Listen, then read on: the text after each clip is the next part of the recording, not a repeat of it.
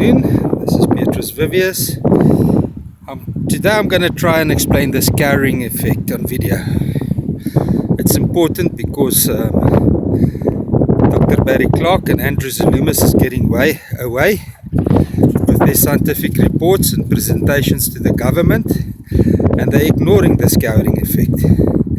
This scour is a perfect example of scouring effect. It happened on the previous neap tide before equinox, when we had a washover with the high oceans into the estuary. Now, Mr. Andrew Zulumis, this is when water scours, it digs, it takes away sand. I hope you understand what scouring means, because clearly you don't know how to use it in practice. By opening this into a delta mouth effect, there's always going to be sand coming in, because the ocean is the energy, the machine that drives the energy. If you're going to have this whole piece as a delta mouth, there's not going to be pressure to push the sand back to the ocean. The simple reason is you're gonna come from narrow to wide. You see, no energy can be created when you come from narrow to wide. You have to come from low, excuse me, let me rephrase that. You have to come from high to low to create energy. The only way you can create a high point is by using the tidal movement of the ocean. Now let's try and explain that. When the ocean comes in, the tide rises with 2.7 meters. When the ocean goes out, all that masses of water rushes out at a narrow point, which will take the sediment back to the ocean. While you have a wide estuary mouth, you can't generate the energy from the estuary back to the ocean.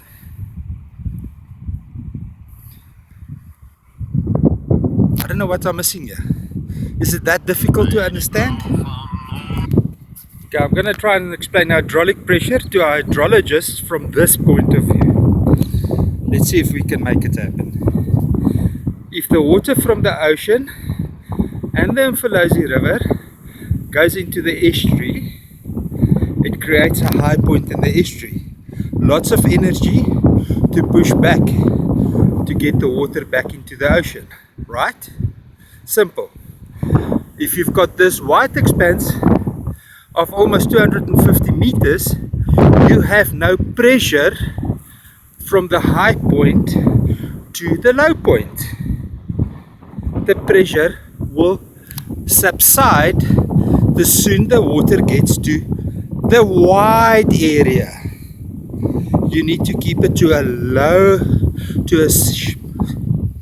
a small narrow area to get pressure to build up to scour the sand that comes from the ocean back to the ocean. Your energy in the estuary needs to be greater than the energy from the ocean.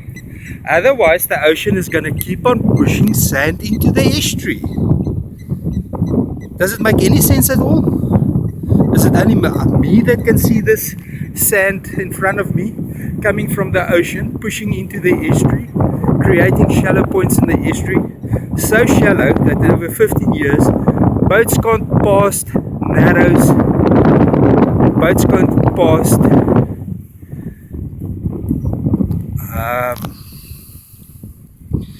Honeymoon Bend. It has silted up. The base of the estuary has lifted with about a meter.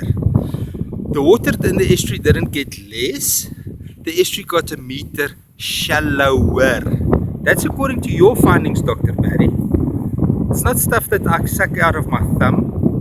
It's the reports that you give us in our hands on public participation meetings, where we're not allowed to voice our concerns about you not understanding or refusing to acknowledge the scouring effect that we need to have interaction between the ocean and the estuary. Andrew, I want to challenge you and Dr. Barry Clark. Please go and Google phytoplankton. Okay? It's something that every human being on earth needs to breathe.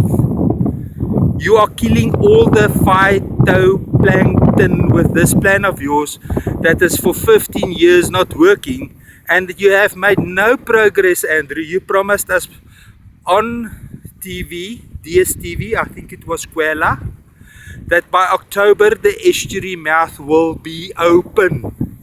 I've got the recording at home. We can replay it if you don't believe me. There's nothing happening here. I've been here for 3 days. This electric wire that you've put up on the beach is not working because the generators is quiet. So you're not pumping water, removing the sediment build-up over there into the ocean. It's not happening. Since April, you've moved 40,000 cubes of sediment. I believe that is the figures that's been quoted loosely along town.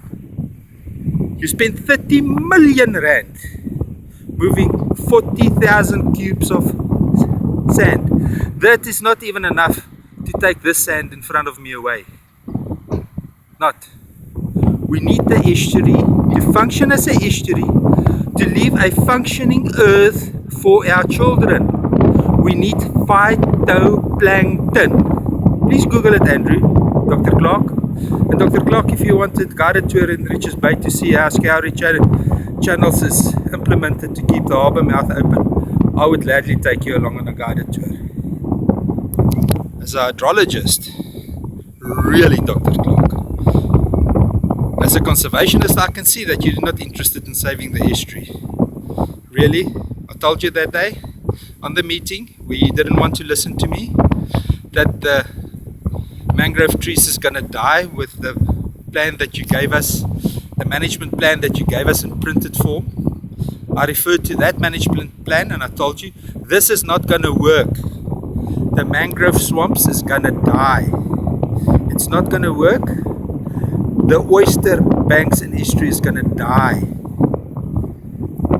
So it's now what? 15 months later? There's still nothing happening. That day you told me to keep quiet because your channel from the Mfolozi River was linked to the ocean and fresh ocean water came into the estuary. It was only that day that your channel was working. It's not working, Dr. Clark. You took money to write a plan to manage the estuary and you failed the people. You failed your children. You failed human life on earth. Okay? This sediment comes from Vryheid with the Mfolozi River. If you don't stop the sediment washing down from Vryheid in the Mfolozi River, you're not going to save the estuary. If you don't manage the sediment that comes down with the Mfolozi River, you're going to kill the estuary. We saw that when the southeaster wind blew so hard that the little bit of the water that was in the estuary blew away, right away. Andrew, you made a press release sitting on a dry Catalina Bay, reflecting over 15 years. My God, Andrew, you need water into the system so that the fish don't die. The fish that we're not allowed to catch, the fish that you prohibit us from catching, you're killing it, Andrew. You're not managing the sediment from Vryheid washing into the estuary. Please do what's right. Open the estuary mouth so that it functions properly. For 15 years you've been ducking and diving the problem. Get down to it. Do it. Or step out of the way so that somebody else can